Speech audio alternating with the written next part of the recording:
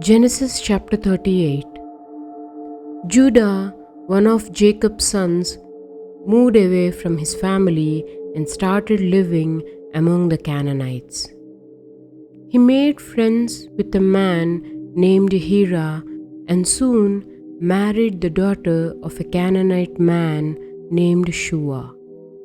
Together they had 3 sons, Onan, Shelah. When the oldest son grew up, Judah arranged for him to marry a woman named Tamar. But was wicked in God's eyes, so the Lord took his life. Following the custom of the time, Judah asked his second son Onan to marry Tamar and raise children in his brother's name. But Onan was selfish.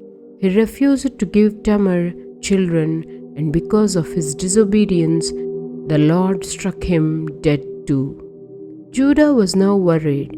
He promised Tamar that when his youngest son Shelah grew up, he would give him to her as a husband.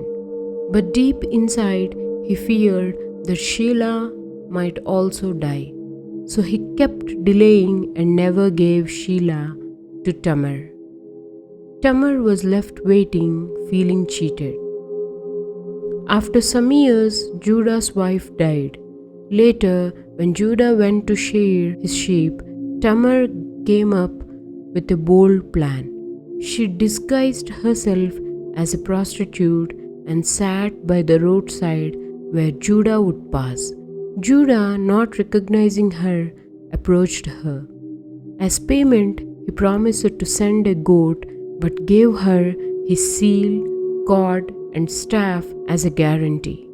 Tamar conceived from his encounter. Later, Judah tried to send the goat through his friend Hira to retrieve his pledge, but no one could find the woman. Months passed and it became known that Tamar was pregnant. Judah, not knowing the truth, angrily said she must be punished for her sin.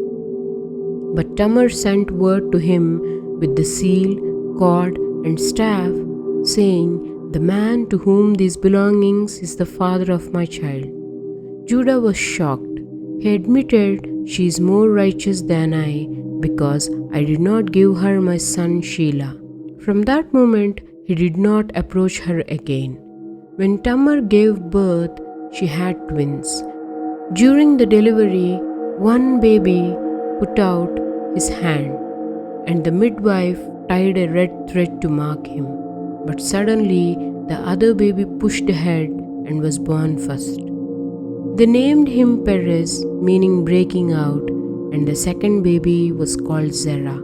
This child Perez would later become part of the family line that led to King David, and one day to Jesus Christ.